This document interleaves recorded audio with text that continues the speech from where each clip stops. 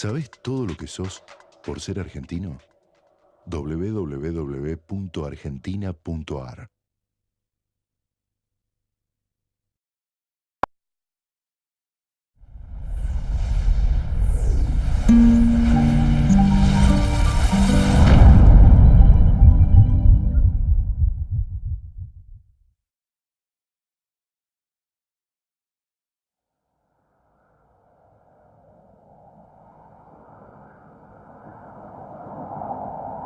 Latinoamérica es para algunos un territorio sin pasado, ausente de los grandes momentos de la historia.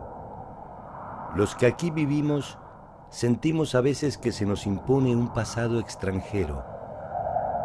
Sin embargo, América Latina, la hermana menor de la historia universal, como todo y como todos, también tuvo un principio.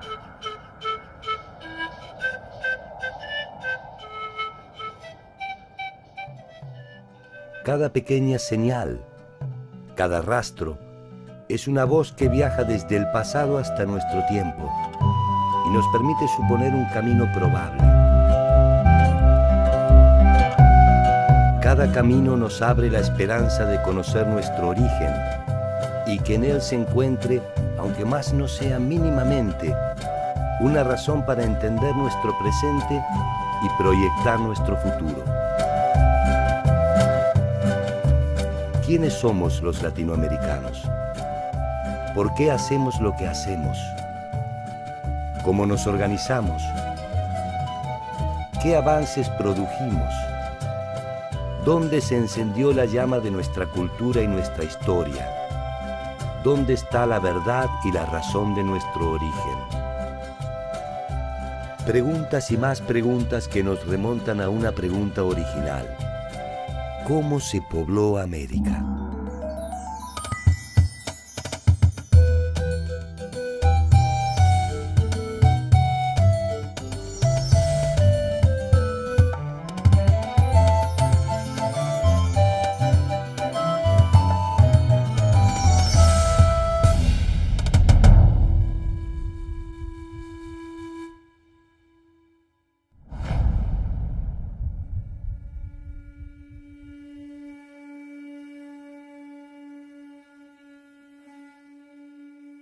El esclarecimiento de la forma en la que se pobló América es un camino de la oscuridad hacia la luz.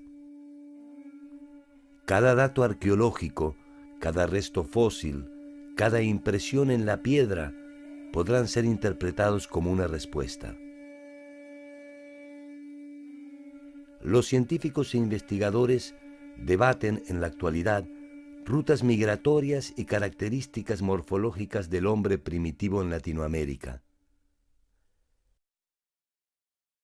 Aquel hombre originario que hoy es desenterrado tenía también la misma preocupación y ofreció su visión particular del poblamiento a través de sus relatos. Las leyendas, sostenidas por la tradición oral, han llegado más o menos indemnes hasta nuestros días y constituyen el primer esbozo de un conocimiento a propósito del origen.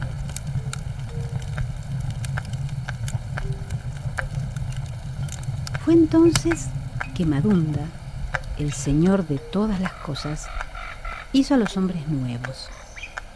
Los trenzó con ramas de sauce y antes de dejarlos en el mundo, les enseñó a cazar, con arco y con flecha, para que estuvieran solos y no lo molestaran. Entonces se fue al norte, más allá de las praderas, donde los bosques no tienen brazos ni pies, y decidió descansar. Pero los hombres se volvieron malos y dejaron de honrar su nombre. Como castigo, el Señor de todas las cosas les envió una lluvia de hielo, y luego otra, hasta que finalmente ya no pudieron ver el cielo ni avanzar hacia ningún lado.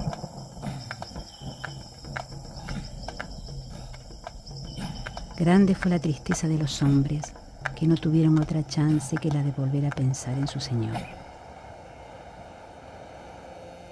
Entonces envió un cuervo, pero no un cuervo cualquiera, sino uno cuyo pico resplandecía con el sol el cuervo voló sobre la barrera de hielo y la rompió. Los hombres, que ya no eran los mismos, corrieron por su vida y cruzaron antes que el hielo se fundiera por completo. Detrás de ellos quedó su tierra, sepultada por un océano. Debajo del océano, el tiempo en que no tuvieron memoria. Un tiempo que debería ser recordado para siempre. Estas leyendas dan cuenta de una tierra nueva que fue poblada después de un largo y accidentado viaje a través de los hielos. La glaciación fue un proceso de enfriamiento global que llegó a su grado máximo hace 20.000 años. El congelamiento de las aguas generó un avance de los hielos sobre gran parte del continente americano. A partir de este momento se puede inferir que América estuvo integrada al continente asiático por el norte y al territorio antártico por el sur. 20.000 años atrás, el clima era extraordinariamente frío, fue el momento más frío de los últimos 150.000 años. Y por lo tanto se formó mucho hielo en los polos y en las montañas y el nivel del mar bajó 130 metros. Así que habían muchos lugares para poder caminar entre Asia y América y Bering es la única comunicación posible con Asia. Cuando se produjeron los deshielos, los pasos que unían los continentes desaparecieron y la humanidad se dividió en dos mundos que se ignoraron mutuamente para reencontrarse, al menos oficialmente, hace algo más de 500 años. A ambos lados de ese puente de hielo, el hombre tuvo la oportunidad de crear un mundo soñado.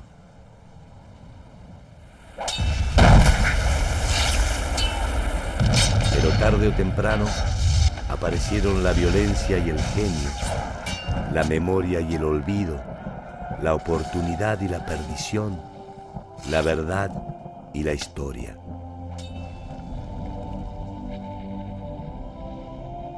El encuentro de europeos y americanos exigió teorías que dieran cuenta de la mutua ignorancia. Para los pueblos originarios, los españoles eran los dioses antiguos que habían anunciado que un día regresarían. Para los europeos, América era un nuevo paradigma, difícil de encuadrar entre sus verdades absolutas. Sus interpretaciones fueron tan arriesgadas como las autóctonas. Sobrevivientes de la Atlántida, descendientes de Noé, habitantes del paraíso e incluso alguna de las 10 tribus perdidas de Israel que escapó de la dominación asiria.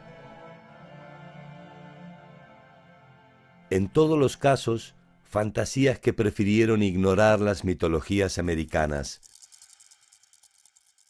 Una de estas mitologías es un texto emblemático de la cultura maya, el Popol Vuh. Los dioses mayas parecieran hechos a imagen y semejanza del hombre. Son imperfectos, vengativos, amantes del ocio y del juego. En el Popol Vuh, la creación del hombre es el resultado de un proceso evolutivo en el que la versión definitiva resulta superadora de la inicial.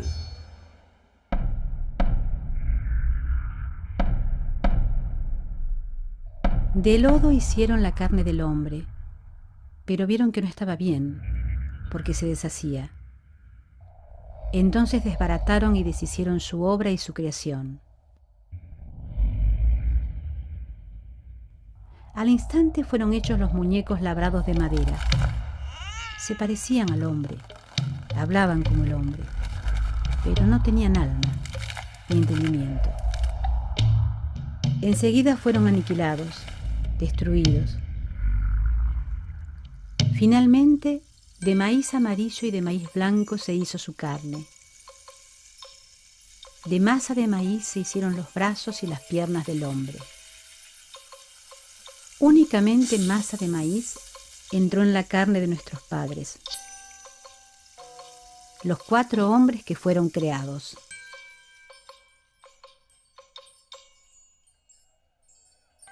El debate sobre el origen del hombre americano se abandonó absorbido por las tensiones de la conquista. Invasores e invadidos sabían que en el tiempo que les tocaba vivir, el pasado era menos urgente que el destino que les esperaba.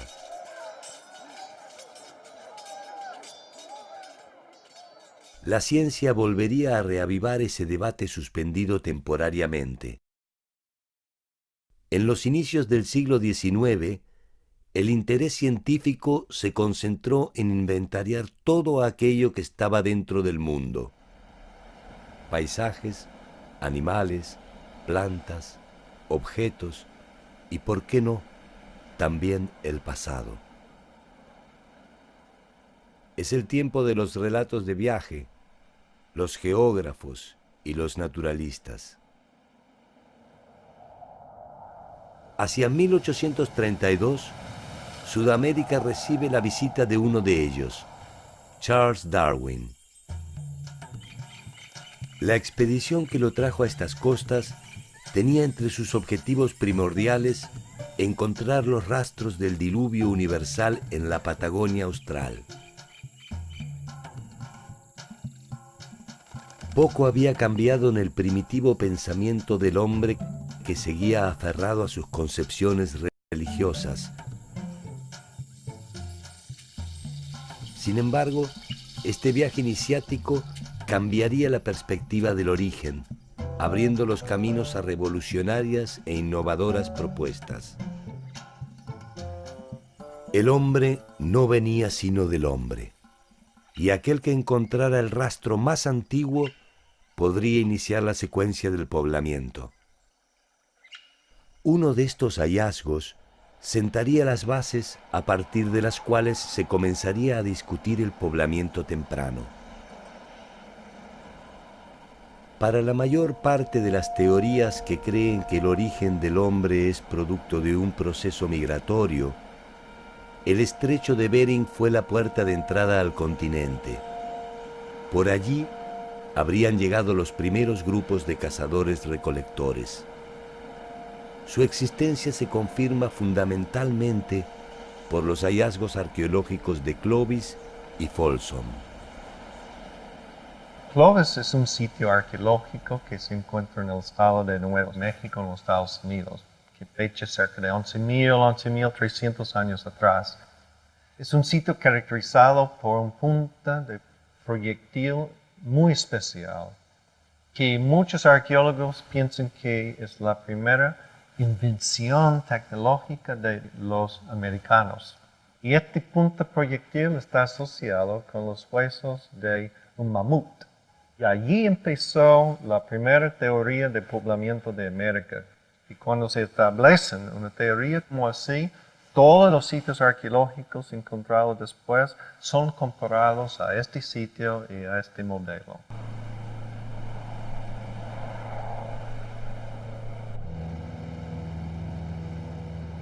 Por lo que podemos inferir, los habitantes del complejo Clovis se movían en pequeños grupos. Eran cazadores y recolectores de frutos silvestres. Sus presas principales eran el mamut, el bisonte y algunos animales menores, como el ciervo y el caribú. Cuando alguna de las áreas de caza se agotaba, se desplazaban hacia el sur, lo que ha llevado a suponer que de esta manera, y a lo largo de miles de años, se realizó el poblamiento americano. Este migrante se conoce bajo la denominación de paleoindio y habría ingresado al continente al menos hace ya más de 11.000 años. El complejo cultural Clovis no es solamente un sitio arqueológico, es también la piedra angular de las teorías que se resisten a considerar la posibilidad de otras rutas u otros migrantes. La primera teoría o modelo es lo más difícil para cambiar, porque está manejado por los expertos que definieron esta teoría. Entonces, como el primer modelo teórico, hay que comparar todo lo que sigue después contra el padre o la madre paradigmática, Clovis. Para Clovis, el paleoindio fue el protagonista excluyente de este proceso migratorio, originado en el norte de América y que se fue extendiendo hacia el sur continental.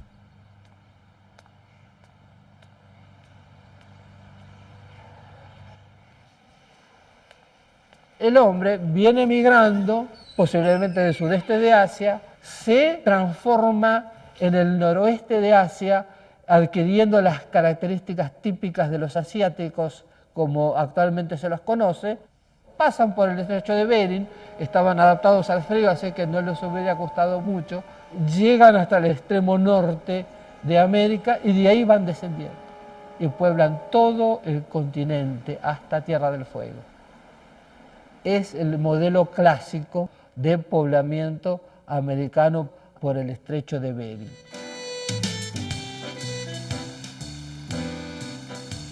Las teorías provenientes de los países centrales definían las hipótesis del poblamiento.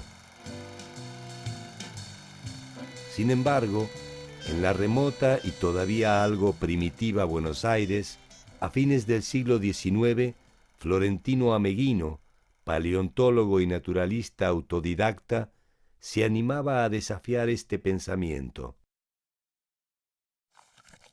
Durante el primer Congreso Internacional de Americanistas de París, en 1879, Ameghino sostuvo que el hombre era originario de América. La teoría de Ameghino postula que el hombre es originario de América, concretamente en la Argentina.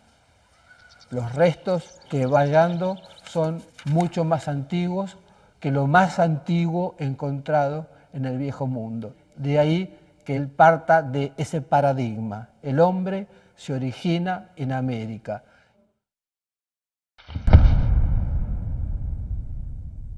La teoría produjo un breve cisma en el universo científico. No solo ponía en duda los trabajos producidos hasta el momento, también significaba que Latinoamérica investigaba y estaba en condiciones de producir conocimiento. Hasta tal punto las ideas de Ameghino cuestionaban al modelo Clovis, que el mismo Alex Hrdlicka, un defensor de la teoría del ingreso por Bering, se trasladó hasta Buenos Aires para intentar descartar punto por punto las ideas de Ameghino.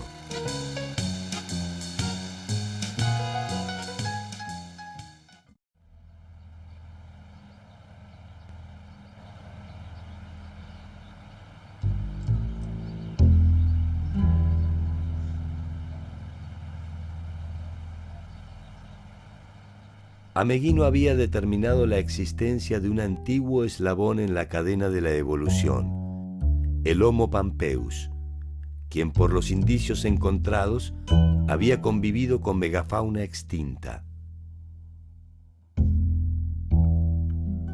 Eso le permitió presumir una antigüedad que hacía del Homo pampeus el antecedente más antiguo en la historia del hombre, y por tanto supuso que desde la Patagonia se había desplazado hacia el norte, completando el poblamiento de la Tierra.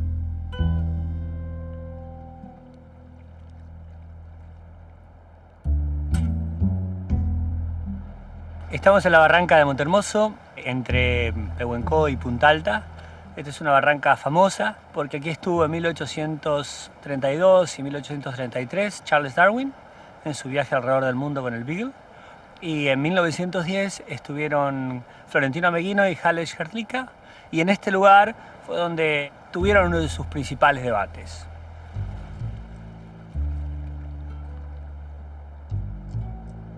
Entonces acá en este lugar, en la mitad superior de este afloramiento, en unos escalones, encontraron artefactos de piedra. Estos artefactos de piedra, de este tipo, los que tengo yo ahora en la mano, fueron recogidos por Hrdlicka y por Ameghino. Ameghino pone en su nota: debo decir que he visto al señor Hallej Hrdlicka recoger piedras y artefactos líticos similares a estos, pero no sé cuál es su interpretación, ni tampoco se le he preguntado. La interpretación de Hrdlicka fue diametralmente opuesta.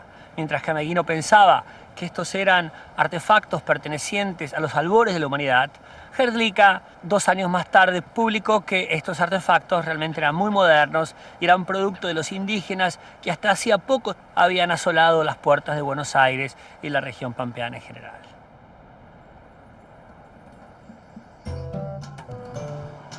La reacción de la comunidad científica internacional fue clara y contundente.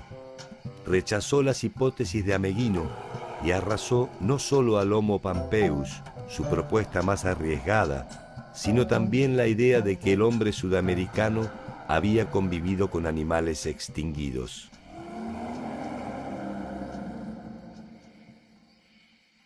Sin embargo, en este caso, el tiempo demostraría que Ameghino tenía razón. El hombre primitivo había compartido su tiempo y su espacio con los gigantes de la prehistoria.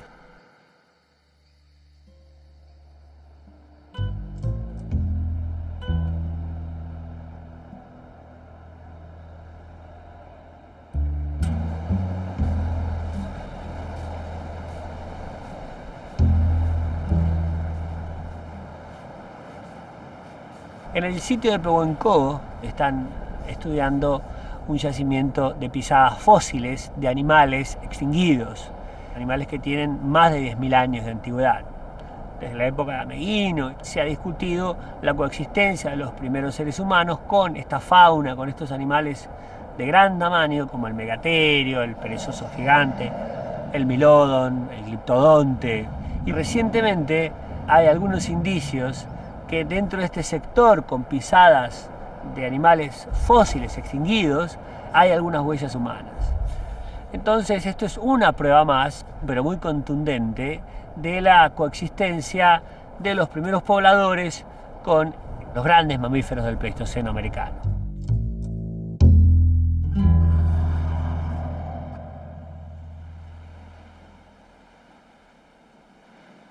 El modelo de migración terrestre propuesto por Clovis parecía indiscutible, y nadie se atrevía a poner en duda que el paleoindio había sido el primer habitante de América. Sin embargo, nuevas investigaciones volvieron a poner en duda estas afirmaciones categóricas. Los paleoindios quedan circunscriptos a donde vivían los grandes animales y ahí terminan por extinguirse. Ellos extinguen la fauna y por consecuencia se extinguen ellos mismos, ¿no es cierto? Si los paleoindios se extinguieron, ¿de dónde descienden entonces los pueblos de América? Las características morfológicas de la mayoría de los pueblos originarios de Latinoamérica son de indudable origen asiático y corresponden a un segundo grupo de migrantes que también habría ingresado por Bering, el amerindio. La característica típicamente asiática es interpretada actualmente como una característica de adaptación al frío extremo, sobre todo la región facial superior. Por eso es que los indígenas que encuentran los españoles cuando llegan son tan parecidos a los hombres del noroeste de Asia.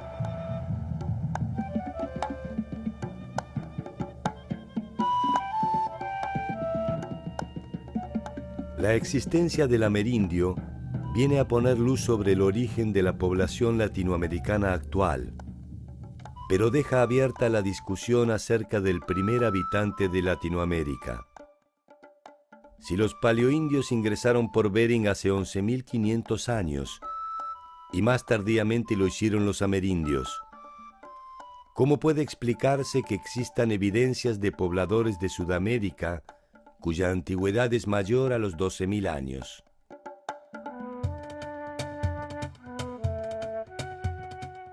Algunos investigadores sostienen que el hombre ingresó a América hace ya más de 35.000 años y que Bering no debe considerarse como el paso excluyente.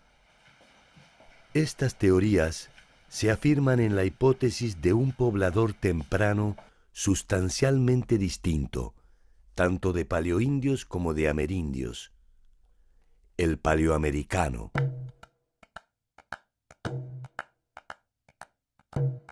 Aproximadamente a 40 kilómetros de Belo Horizonte, en Brasil, se encuentra el sitio arqueológico conocido como Lagoa Santa.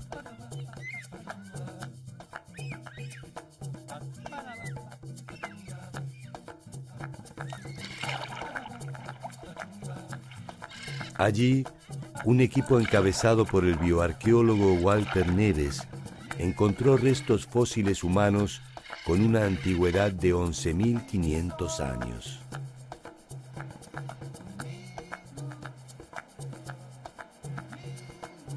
Este hallazgo permitió la reconstrucción morfológica de un hombre primitivo de características inéditas, conocido como el cráneo de Luzia.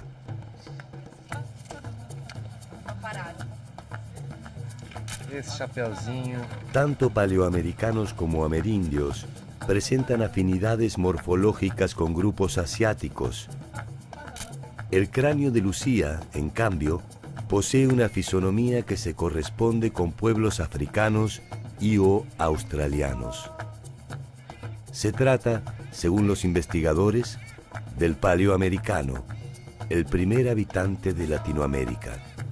La idea que aún prevalece es que el continente americano fue ocupado por poblaciones asiáticas muy similares a las poblaciones indígenas que tenemos hoy día.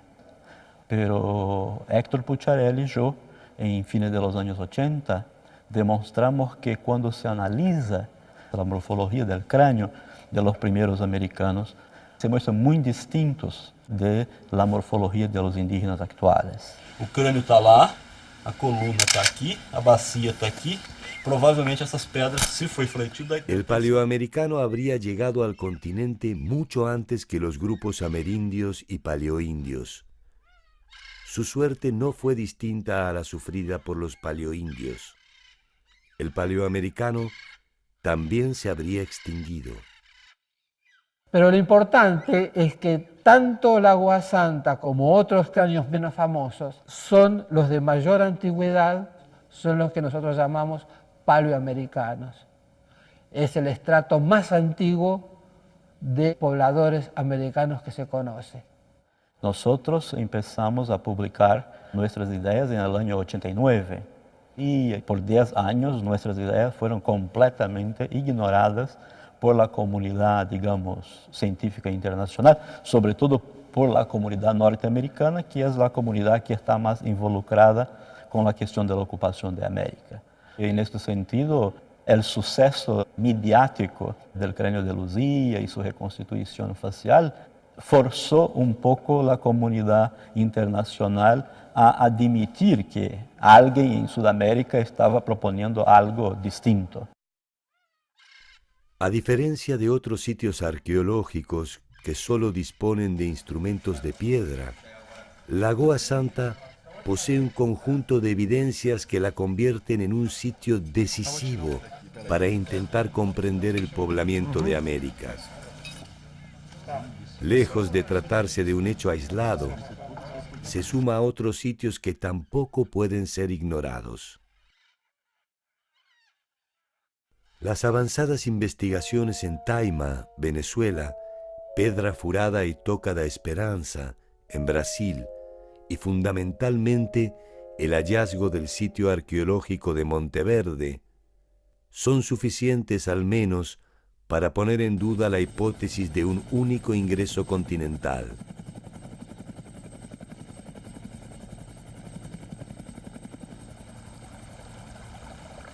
El hallazgo de Monteverde fue presentado por el profesor norteamericano Tom Dillehay de la Universidad de Kentucky y el geólogo chileno Mario Pino de la Universidad Austral. It's controversial, potentially, and you're changing people's ideas. And in this case, we're rewriting the first chapter of human history in the Americas. Monteverde está ubicado a 800 kilómetros al sur de Santiago de Chile. Posee dataciones de carbono 14 que certifican una antigüedad de más de 12.500 años. Es decir, al menos 1.500 años antes de Clovis.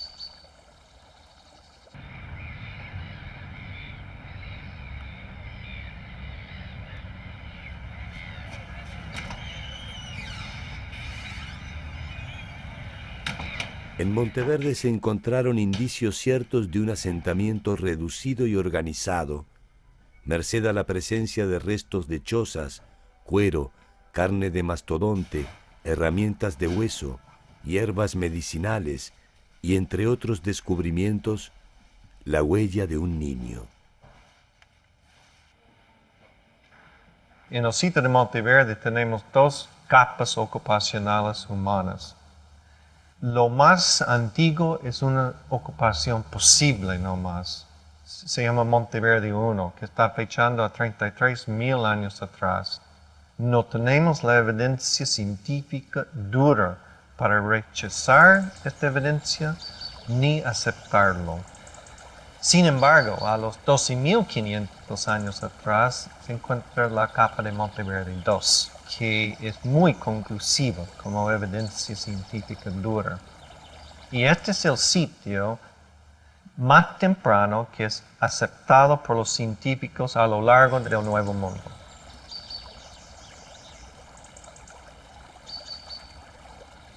Los sitios de Clovis están fechados en 11.500 antes del presente. No son más antiguos que eso, nunca. Ahí surge la disrupción con Monteverde, porque Monteverde tiene una fecha entre 12.500 y 13.000 antes del presente. Entonces muchas personas se preguntan, bueno, ¿qué tanta diferencia entre 11.500 y 12.500? Son solo 1.000 años. Pero la diferencia es latitudinal. Lo Clovis, cierto, original, está en Nuevo México. Y Monteverde está a los 41 grados sur, en Puerto Montt. Luego, si habían personas hace 12.500 años atrás en Monteverde, esas personas llegaron a América hace 20.000 años atrás por el estrecho de Bering. Y entre 20.000 y 11.500 sí hay una enorme diferencia. Erosionando bajo de una capa de turba. Yo creo que Monteverde está enseñándonos que tenemos que primero repensar nuestras teorías de quiénes son los primeros americanos. Las teorías de Dillehay se encontraron con profundas resistencias, algunas de ellas no solo científicas. You're crazy. Don't do this at the outset of your career. The data must be bad, and so forth.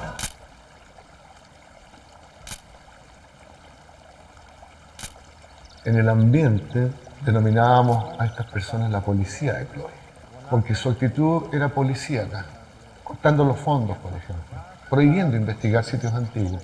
Y la policía de Clovis y sus asociados nunca escribió en una revista científica una crítica a Monteverde, sino que las críticas a Monteverde surgían de manera coloquial, en los pasillos de las universidades, de los congresos, originando un ruido que era muy molesto para la investigación. La historia de Ameghino se repitió casi medio siglo más tarde.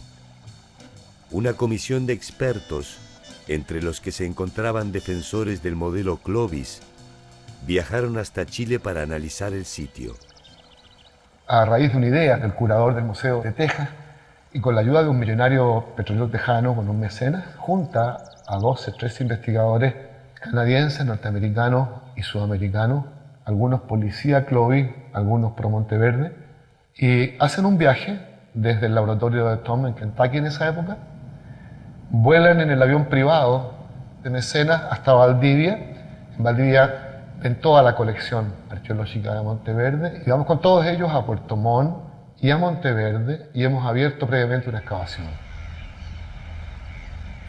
Al término de esta excursión tienen que hacer una votación en voz alta y es una historia muy linda. En un pequeño bar en las cercanías de Puerto Montt la votación es unánime de que Monteverde es tan antiguo como lo pensamos siempre, Y es tan complejo como lo hemos mostrado.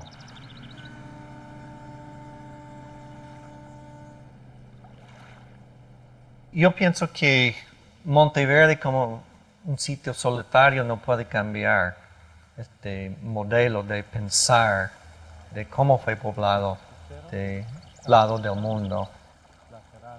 Lo que sabemos que está llegando a ser muy claro es que el modelo teórico de Clovis no puede explicar poblamiento de todo de América, menos América del Sur.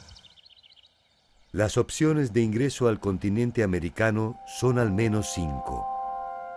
La ruta de Bering e Islas Aleutianas, la más aceptada por los investigadores. Por el Pacífico Central desde la Polinesia, lo que podría explicar los antecedentes morfológicos del paleoamericano. Por el norte europeo. Por el sur de Europa o el norte de África, hasta las costas del Mar Caribe. Y finalmente, por el sur continental, a través de un eventual puente antártico que conectó Australia con Sudamérica. Esta última es quizás la que a la fecha ofrece menos sustento científico. Las otras, en cambio, son un campo fértil para formular hipótesis y arriesgar algunas intrépidas conclusiones.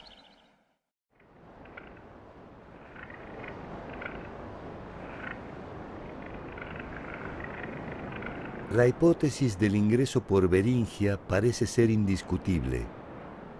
Los estudios dan por sentado que América y Asia estuvieron unidas y que la migración se produjo en forma escalonada a través de ese paso. Sin embargo, esta probabilidad no es suficiente para clausurar el estudio de otras posibilidades.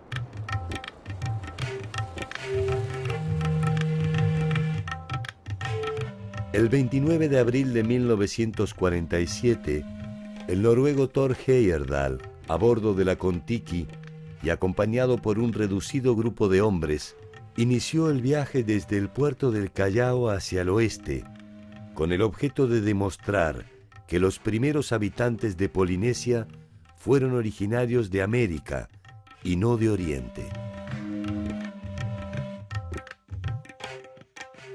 La balsa, construida con troncos del Ecuador, arribó unos meses después a la Polinesia.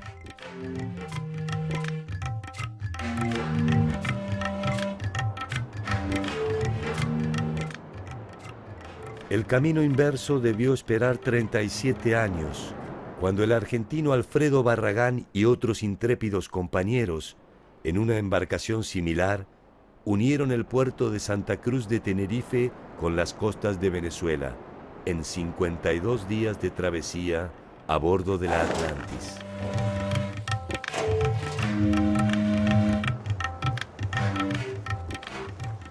El objeto de la expedición fue demostrar la posibilidad de que los africanos pudieran haber arribado a la América Central, donde aún perduraría su posible influencia eternizada en las cabezas monumentales olmecas.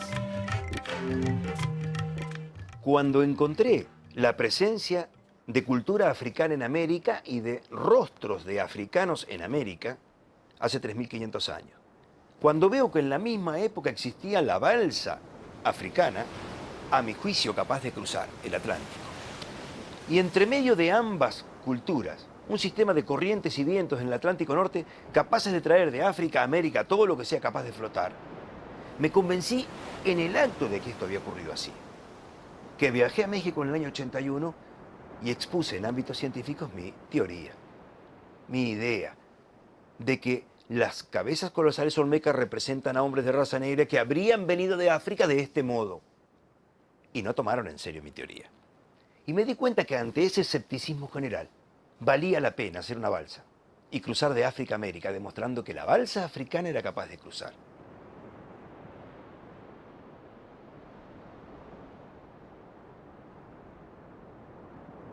Atlantis es una copia fiel de la balsa africana de hace 35 siglos. No tiene ningún elemento metálico en la construcción. Tiene un cuerpo compuesto por 9 troncos de madera balsa. Son troncos sumamente livianos, de muy poco peso específico y gran flotabilidad. Un mástil de doble pata, una B corta invertida, madera muy recta, muy dura. Usamos 6 kilómetros de cuerdas vegetales para amarrarla. Ni un solo clavo en la construcción. Y realmente funcionó fantástico.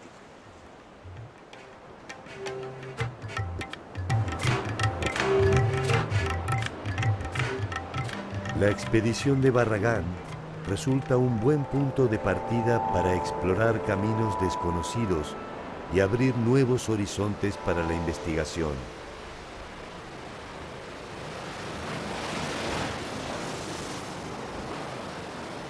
Los investigadores ofrecen reservas acerca de la posibilidad de cruzar el Pacífico en las balsas primitivas de los pueblos costeros, que se siguen construyendo hoy como hace miles de años. Quizás el hombre no pudo cruzar el océano con ellas, pero sí tal vez recorrer sus contornos. Esta es la base para una teoría distintiva que propone un camino alternativo para explicar el poblamiento americano: la navegación circumpacífica. Esta hipótesis podría explicar las evidencias de asentamientos tempranos en Sudamérica. Si una canoa avanzara desde Bering, bordeando la costa a razón de 30 kilómetros por día, podría haber alcanzado el fin de los glaciares en tan solo 200 días. 500 días le hubiesen bastado para alcanzar la isla de Tierra del Fuego, al extremo sur del continente americano. La teoría de la navegación circumpacífica presupone una migración marítima en pequeños grupos, posiblemente de pueblos costeros acostumbrados a permanecer cerca de las orillas.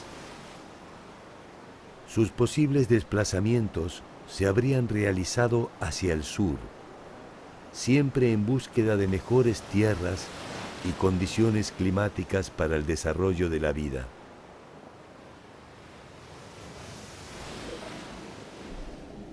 Una de las dificultades primordiales de esta teoría es el encuentro de indicios. El territorio costero de entonces se encuentra en la actualidad bajo las aguas que difícilmente puedan haber conservado indicios de algo tan tenue como el paso del hombre. Las huellas visibles de ese paso se encuentran en el territorio continental. Estamos en el sitio que se llama Montehermoso. Este es un sitio arqueológico que está a orillas del mar, muy cerca del balneario de Montehermoso. Este sitio que tiene un tipo de registro excepcional, y es que aquí se encuentra la impronta de pisadas humanas, en las orillas de una antigua laguna.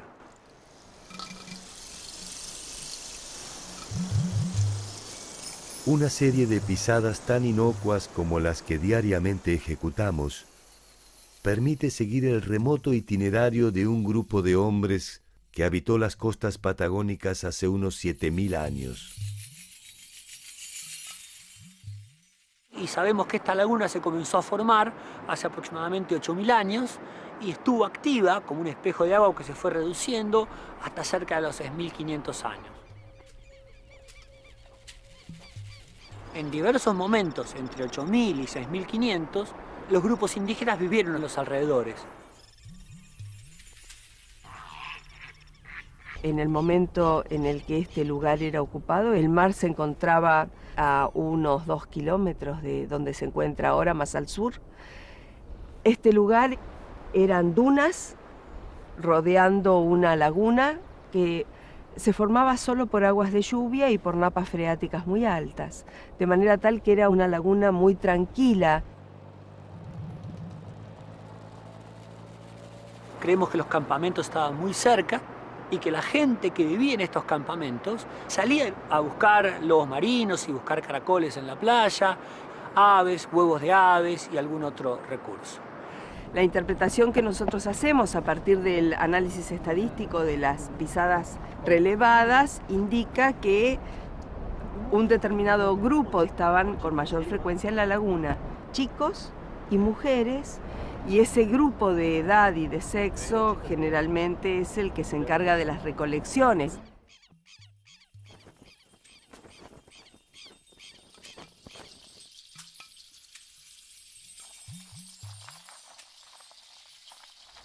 Por otro lado, otra parte del grupo, sobre todo los hombres, estaban en las márgenes del mar del momento, capturando lobo marino. Allí hacían un primer procesamiento y traían a la laguna partes muy seleccionadas de las presas.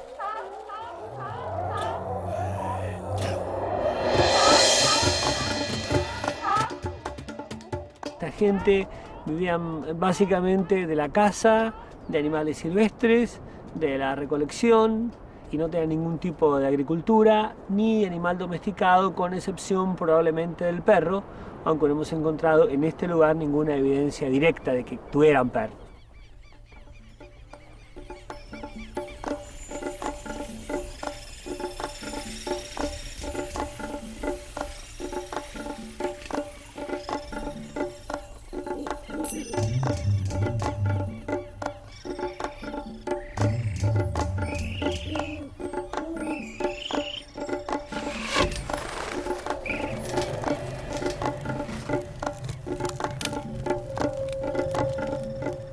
Los indígenas hacían campamentos que se podían desarmar, de ahí el nomadismo, con estacas y con algunos parantes curvos, al cual cubrían con cuero de guanaco, con cuero de lobo marino más al sur, y esto era portable, o sea, podía desarmarse y transportarse hacia un nuevo lugar.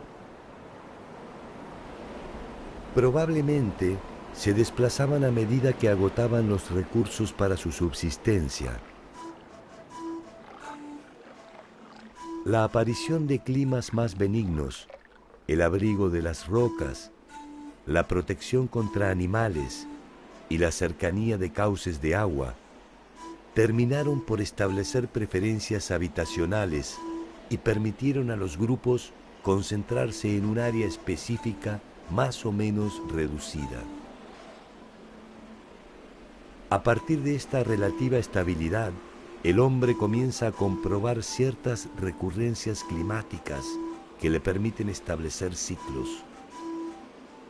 Estos ciclos derivarán en los primeros avances sobre el control de los recursos naturales y el aprovechamiento integral de sus frutos. Existen indicios en el área central andina, en la Cueva del Guitarrero en Perú, de cultivos de frijoles que podrían tener una antigüedad de 9000 años. El maíz en Ecuador, la calabaza y el aguacate en México se cultivan ya hace 4000 años. La quinoa y la papa en Bolivia constituyen los primeros indicios de una actividad agraria y confirman el lento paso de una economía de caza y recolección hacia una sustentada en asentamientos permanentes que se habría producido entre 3000 y 6000 años atrás.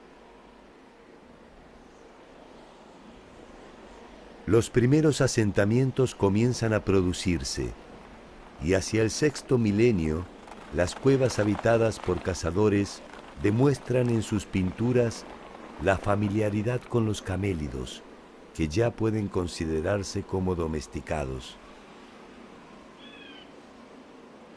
Las novedosas condiciones de la subsistencia en lugares más o menos estables permitieron la aparición de una nueva abundancia, el tiempo. Tal vez como simples manifestaciones de un ocio incipiente, tal vez como una breve crónica de la jornada, quizás como un juego o un primer esbozo de la historia, aparecen las primeras pinturas rupestres. ¿Habrán tenido conciencia de la importancia de sus señales? ¿Habrán pensado entonces que sus trazos llegarían hasta nosotros ¿Habrán pensado que habría un nosotros? O tal vez, como nosotros, pensaron que su propio tiempo sería eterno. Aquel hombre tentativo que habría ingresado por Bering hace 35.000 años, consumió al menos 25.000 para establecerse en la nueva geografía. Los milenios que vendrían producirían transformaciones inimaginables. Lo que es decididamente indudable es que a ambos lados de Bering, en algún momento de la historia, el desarrollo de la humanidad fue hipotéticamente similar. Impulsado por la supervivencia o por la curiosidad, el hombre se dispuso a hacer suyo un nuevo territorio inexplorado.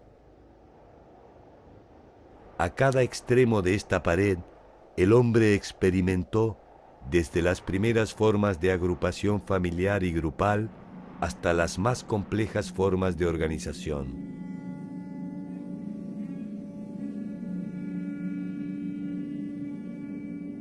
Detrás de la obsesión antropológica, histórica, sociológica o arqueológica, se esconden a veces intereses que pueden desembocar en peligrosos argumentos para consolidar posiciones políticas, justificar atrocidades y asegurarse jerarquías o supremacías. Para algunos, ser los primeros es también ser los mejores.